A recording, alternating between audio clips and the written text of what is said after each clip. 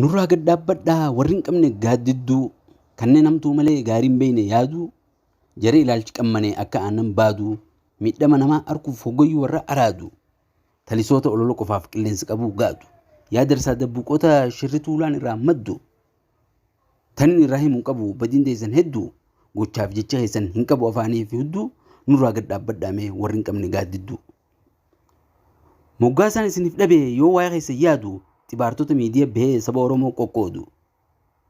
yaa warra xaafii facaasee haram azaab magarsu kan dallaalee jibba oomishee raabsu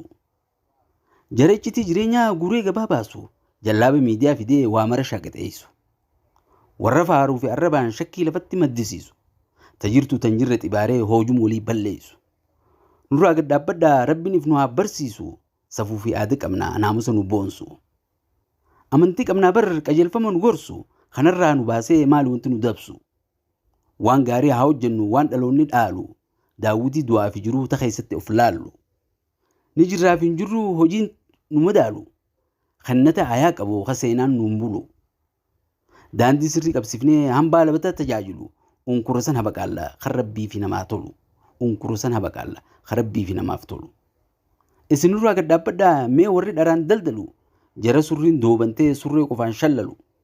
kabishaan akaawee dhagaa jira affeelu kanneen kijiba leellisee dhugaa shiraan awwaalu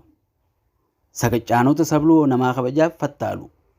saqacaanota sabloo nama kabajaaf fattaalu nurraa gad dhaabbadhaa warri lukkuu gaala galu jarattii sangaa dhalchisee hindaaqqoo gaafa baasu warri diroo itittuu dhiisee bishaan lagaa raasu nurraa gad dhaabbadhaa akka kun fiinxanuun baasu nurraa gad dhaabbadhaa akka kun fiinxanuun baasu